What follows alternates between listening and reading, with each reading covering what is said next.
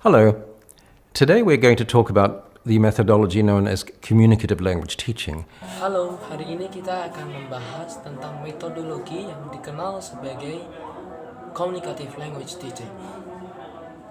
I want to look at its evolution since it was first developed in the 1970s and look at how it's influenced approaches to language teaching today. Saya akan memperlihatkan evolusi dari metode tersebut sejak dikembangkan pada tahun 1970 dan mempertontonkan kepada Anda tentang bagaimana metode tersebut mempengaruhi cara mengajar di waktu sekarang. You know, in my experience, many language teachers, when you ask them to identify what methodology they use, they often mention communicative as the methodology of choice. Berdasarkan pengalaman saya, banyak guru bahasa yang ketika ditanya metode apa yang Anda gunakan untuk mengajar bahasa, mereka selalu menjawab komunikatif sebagai metodenya. However, when pressed to give a more detailed account of what they mean by communicative, their explanations tend to vary. Does this mean teaching conversation? Does it mean an absence of grammar in a course? Or perhaps an emphasis on open-ended discussion activities as the main features of a course? Ketika kamu lebih detail menanyakan metode tersebut kepada mereka, guru-guru itu akan menjawab metode tersebut meliputi conversation, aspek of grammar, dan diskusi sebagai kegiatan utama dalam mengajar. So perhaps I could ask you, what do you understand by communicative language teaching? Lalu saya ingin bertanya kepada Anda, apa yang Anda ketahui tentang communicative language teaching? Communicative language teaching can be understood as a set of principles, first of all, about the goals of language teaching, assumptions about how learners learn a language, the kinds of classroom activities that best facilitate learning, and the roles of teachers and learners in the classroom. Communicative language teaching bisa dipahami sebagai sebuah prinsip dengan tujuan mengetahui bagaimana cara siswa belajar, aktivitas di kelas maupun peraturan di kelas terkait dengan guru dan siswa. So I'd like to examine each of these issues perhaps in a little more detail. Saya ingin membahas ini secara lebih detail. Communicative language teaching sets as its goal the teaching of what is called communicative competence. Communicative language teaching mempunyai goals yang disebut dengan communicative competence. Communicative competence can be contrasted with linguistic or grammatical competence, which really focuses on sentence formation and the ability to produce grammatically correct sentences. Communicative language teaching bisa saja kontras dengan grammar competence yang fokus terhadap bagaimana menyusun struktur dari sebuah kata ataupun mengkoreksi akan kebenaran sebuah struktur dari sebuah kalimat. Linguistic competence does not really describe how we use language as a basis for communication. Kompetensi linguistik tidak terlalu mencerminkan bagaimana kita menggunakan bahasa sebagai dasar komunikasi. This is the focus of communicative competence. Hal ini merupakan fokus dari kompetensi komunikatif. And communicative competence includes a number of different dimensions of language knowledge and use. Dan kompetensi komunikatif mencakup sejumlah dimensi berbeda dari pengetahuan penggunaan bahasa. For example, knowing how to use a language for a range of different purposes and functions. Misalnya, mengetahui bagaimana menggunakan bahasa untuk berbagai macam tujuan dan fungsi yang berbeda. Knowing how to vary our use of language according to the setting, who we're talking to, and whether a formal and informal or informal speech style is appropriate. Kemudian mengetahui bagaimana cara memvariasikan bahasa kita sesuai dengan keadaan, dengan siapa kita berbicara. Dan apakah gaya bicara kita baik secara formal maupun informal itu sesuai atau tidak. It also refers to how we can use language as a medium for cross-cultural communication, interacting with people from different cultural backgrounds. Kompetensi komunikatif juga mengacu pada bagaimana kita dapat menggunakan bahasa sebagai media komunikasi lintas budaya untuk berinteraksi dengan orang-orang dari latar belakang budaya yang berbeda. It includes knowing how to produce different types of texts, such as narratives, reports, interviews, or conversations. Selain itu, juga untuk mengetahui bagaimana menghasilkan berbagai macam jenis teks, seperti teks naratif, teks wawancara, teks reports, atau teks percakapan. It also includes how we maintain communication despite having limitations in one's language proficiency through perhaps using different kinds of communication strategies. Dan kompetensi komunikatif juga termasuk bagaimana kita dapat menjaga komunikasi meskipun kita memiliki keterbatasan dalam penguasaan suatu bahasa. Mungkin dapat menggunakan berbagai jenis strategi komunikasi. Communicative language teaching also reflects an understanding of what the processes of second language learning consist of. Pengajaran bahasa komunikatif juga menggambarkan pemahaman tentang apa isi dari proses pembelajaran bahasa kedua. And these processes include things such as the following: interaction between the learner and the users of the language. Dan dalam proses ini mencakup hal-hal sebagai berikut, misalnya interaksi antara pelajar dan pengguna bahasa. Collaborative creation of meaning. Pengkreasian kolaborasi makna. Creating meaningful and purposeful interaction through language. Menciptakan suatu interaksi yang penuh arti dan terarah melalui bahasa.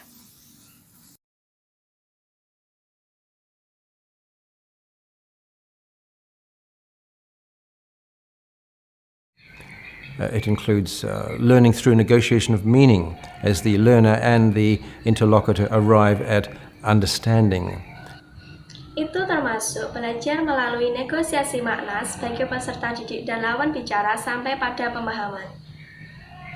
It includes learning through paying attention to the feedback learners get when they use the language. Termasuk juga belajar dengan memperhatikan umpan balik yang didapat dari peserta didik ketika mereka menggunakan bahasa. It also includes noticing, paying attention to the language one hears and trying to incorporate new forms into one's developing communicative competence. Juga termasuk tentang memperhatikan bahasa yang didengar dan mencoba untuk memasukkan bentuk-bentuk baru menjadi kompetensi komunikatif yang berkembang. And it also includes the ability to try out and experiment with different ways of saying things. Dan itu juga termasuk kemampuan untuk mencoba dan bereksperimen dengan cara yang berbeda untuk mengatakan sesuatu.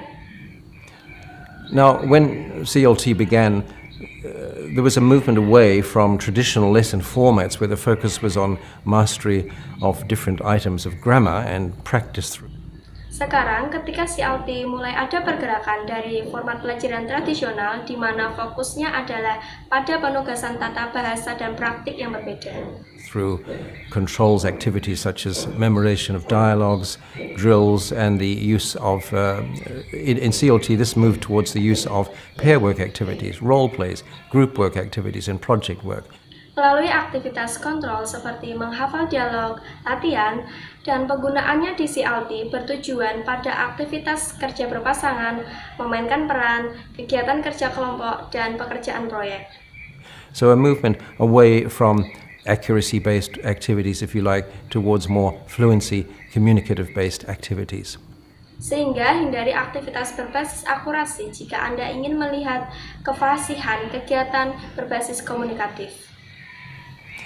The type of classroom activities proposed then also implied new roles in the classroom for teachers and learners. Jenis kegiatan kelas yang diusulkan juga tersirat peran baru di kelas untuk guru dan peserta didik.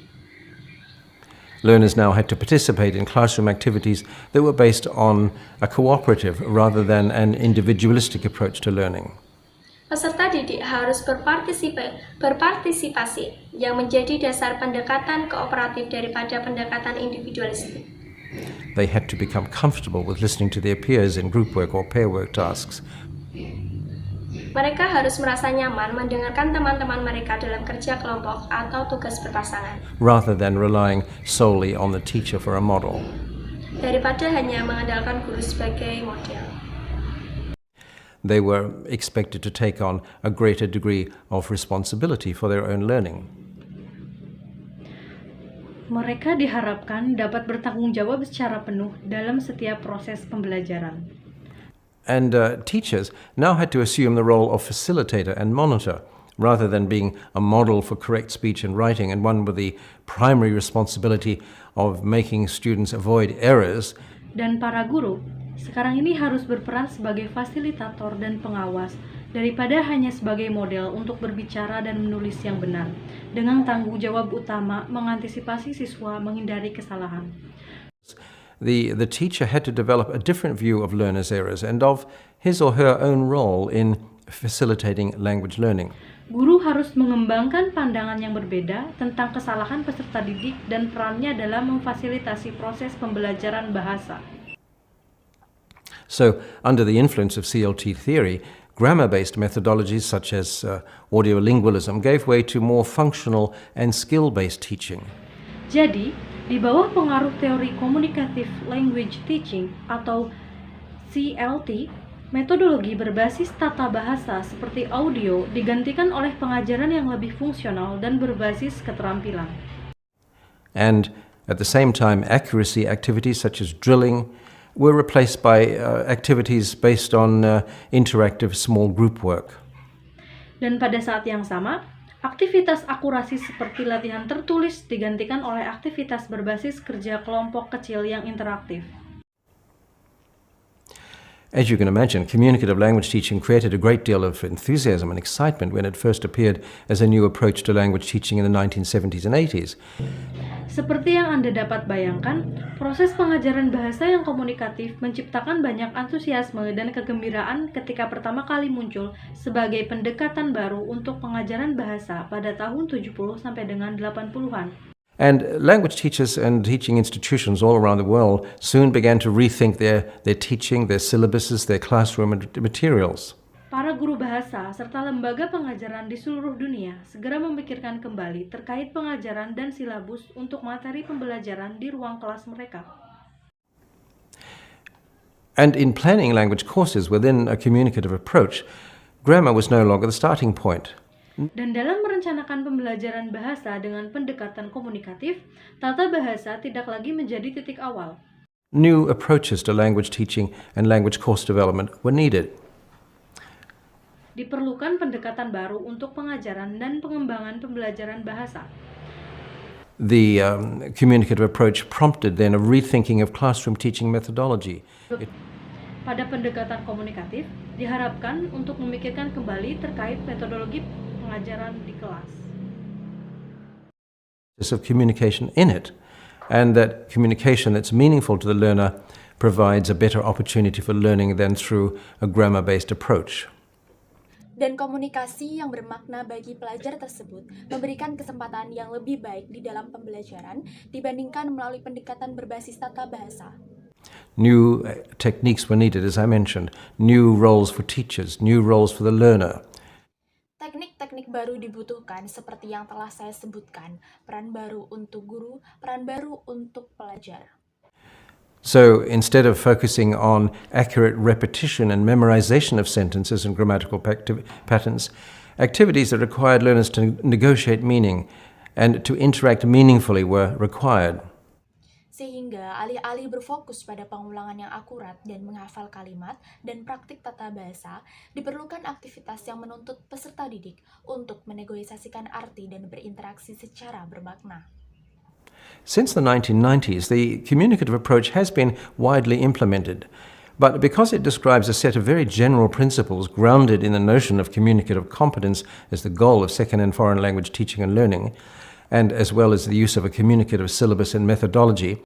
Sejak tahun 1990-an, pendekatan komunikatif telah diterapkan secara luas. Tetapi karena hal tersebut menggambarkan seperangkat prinsip yang sangat umum yang didasarkan pada pengertian kompetensi komunikatif, yaitu tujuan belajar mengajar bahasa kedua dan bahasa asing, serta penggunaan silabus dan metodologi komunikatif.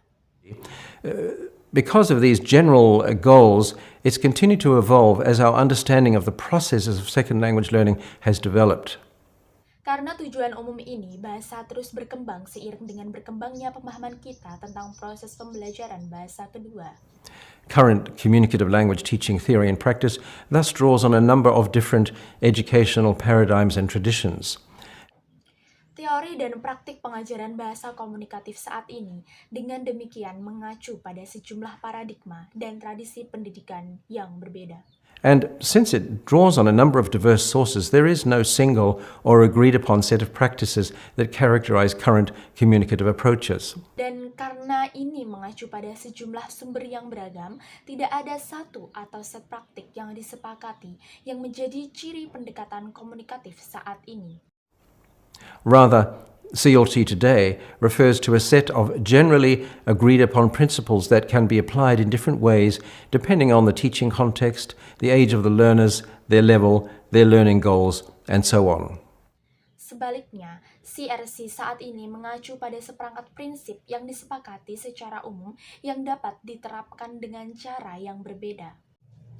Tergantung pada konteks pengajaran, usia peserta didik, level mereka, tujuan belajar mereka, dan sebagainya. And continue to make reference to some extent to traditional approaches as well. Dan melanjutkan membuat referensi sampai batas tertentu pada pendekatan tradisional. So, classroom activities typically have some of these characteristics. They seek to develop students' communicative competence through linking grammatical development to the ability to communicate. Kegiatan kelas biasanya memiliki beberapa karakteristik dasar untuk mengembangkan kompetensi komunikatif siswa yang menghubungkan pengembangan tata bahasa dengan kemampuan untuk berkomunikasi. So grammar is not taught in isolation, but often arises out of a communicative task, thus creating a need for specific items of grammar. Jadi, tata bahasa tidak diajarkan secara terpisah, tetapi sering muncul dari kegiatan komunikasi sehingga menciptakan kebutuhan pada tata bahasa tertentu. Students might carry out a task and then reflect on some of the linguistic characteristics of their performance. Siswa dimungkinkan melaksanakan tugas dan kemudian merefleksikan beberapa karakteristik bahasa dari kinerja mereka. In the classroom, activities requiring the communication, interaction, and negotiation of meaning are made use of. These include problem-solving activities, information sharing, role play, and task-based activities. Di dalam kelas membutuhkan interaksi komunikasi dan makna negosiasi yang digunakan untuk pemecahan masalah, informasi, peran dan aktivitas berdasarkan tugas. And these provide opportunities for both inductive as well as a deductive learning of grammar. Dan ini memberikan kesempatan baik untuk pembelajaran tata bahasa induktif maupun deduktif. Activities also seek to employ content that connects to students' lives and interests. Kegiatan juga berusaha untuk menggunakan konten yang berhubungan dengan kehidupan dan juga minat siswa. They also allow students to personalize learning by applying what they've learned to their own lives. Mereka juga mengizinkan siswa untuk menciptakan pembelajaran dengan menerapkan apa yang telah mereka pelajari dalam kehidupan mereka masing-masing. And classroom materials typically make use of authentic texts, authentic sources to create interest and to provide valid models of language. Here the internet is providing a great deal of source for language teaching materials. Dan materi di kelas biasanya menggunakan materi teks asli dari sumber otentik untuk menarik minat siswa dan untuk menyediakan model bahasa yang valid. Di sini internet untuk mencari banyak sumber untuk bahan ajar bahasa. Different syllabus types within a communicative orientation to language teaching employ different routes to develop. Jenis silabus yang berbeda dalam orientasi komunikatif untuk pengajaran bahasa menggunakan jalur yang berbeda. Since its inception in the 1970s, CLT has passed through a number of different phases. Sejak dimulainya pada tahun 1970-an, pengajaran bahasa komunikatif ini telah melewati berbagai fase. In the first phase, a primary concern was the need to develop a syllabus and teaching approach that was compatible with early conceptions of communicative competence. Pada fase pertama, fokus utamanya adalah perlunya pengembangan silabus dan pendekatan pengajaran sesuai dengan konsepsi sebelumnya pada kompetensi komunikatif. As I said earlier, this led to proposals for the organization of syllabuses in terms of functions and notions, rather than simply in terms of grammatical structures. Seperti yang saya katakan di awal, hal ini mengarah pada usulan untuk pengorganisasian silabus terkait fungsi dan gagasan, bukan hanya dalam hal struktur bahasa saja. Later, the focus shifted to procedures for identifying learners' communicative needs. Kemudian, fokus berganti ke prosedur untuk mengidentifikasi kebutuhan komunikatif siswa. And this resulted in proposals to make needs analysis an essential communicative. Dan ini menghasilkan usulan untuk membuat analisis dari pentingnya komunikatif dan komponen pada metodologi komunikatif. At the same time, as I noticed, methodologists focused on the kinds of classroom activities that could be used to implement a communicative approach, such as group work, task work, and information gap activities. Pada saat yang sama, saya memperhatikan metodologi kegiatan kelas yang dapat digunakan untuk menerapkan pendekatan komunikatif seperti kerja kelompok, kerja tugas, dan kegiatan kesenjangan informasi. So today, CLT can be seen as describing a set of core principles about language teaching and learning which can be applied in different ways and which address different aspects of the processes of teaching and learning. Maka dari itu, hari ini pengajaran bahasa komunikatif dapat dilihat sebagai seperangkat prinsip inti tentang pengajaran dan pembelajaran yang dapat diterapkan dengan cara dan bahasan aspek yang berbeda dari proses belajar mengajar.